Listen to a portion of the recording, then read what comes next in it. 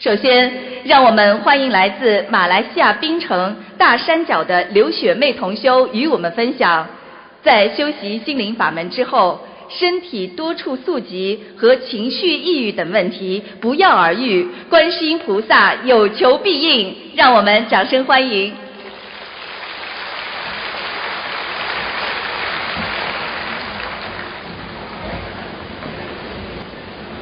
感恩南无大慈大悲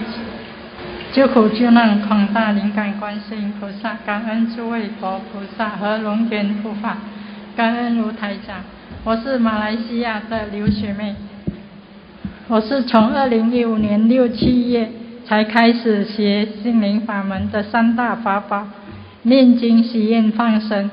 我每个月初1、15都有次数。开始学心灵法门后，每个月都会去放生鱼1次。以前每个月经期后，或者晒太多太阳，或在太阳底下暴晒时，就直接上车，都一定会头疼，疼到最好是放静静不要动。有时候会觉得最好能把它换掉，严重的话会影响胃不舒服，吃进去的东西会消化不良，都吐出来。这些问题都找过中西医看过，到最后中医只给我吃扁头痛的药而已。另外就是咳嗽，也不知道是咳多少年了，中西医都看过，神也问过，人家介绍的偏方上网看的也试过，就是无效。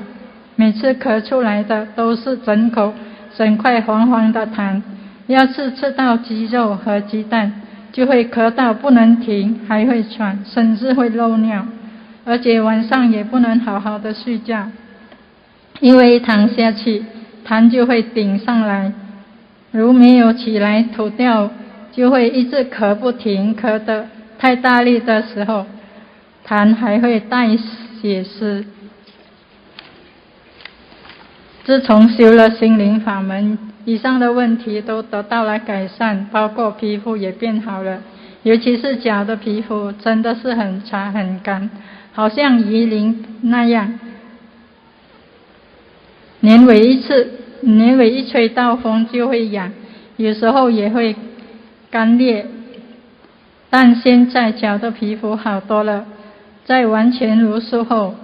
这些问题在不知不觉中也受到控制了。头偶尔还会有些疼，但是很快就会好，不用再吃药了。喉咙有时候还会有些痰，只要清一清就可以了。在我还没修心灵法门前，我曾经有一阵子很忧虑，会莫名其妙的哭，感觉心情很忧伤。关于这一方面，在我最近读一位佛友时提起了，才发现我在修佛念经下居然完全再没这种负面的感觉了，真的太感恩观世音菩萨的慈悲保佑。还有一件事值得分享的，就是发生在我大女儿身上的，就是她对于她这份工作年多的事业很压力，很不开心，面对上司的问题。过后我每天帮他念49遍解结咒，祈求菩萨保佑他。几个月后竟然改善了许多，再也没有见我大女儿说工作压力了，反而是比以前快乐了许多。真的太感动，太法喜了，观世音菩萨真的太慈悲了，心灵法门真的是真实不虚啊！希望在座的每一位还没有开始念经的你们，如果想改善自己的命运，趁这末法时期的时候，拿起经书，跟着观世音菩萨和卢台长好好的学，一定会让你们离苦得乐。再次感恩南无大慈大悲救苦救难广大灵感观世音菩萨，感恩诸位佛菩萨和龙天护法，感恩卢台长。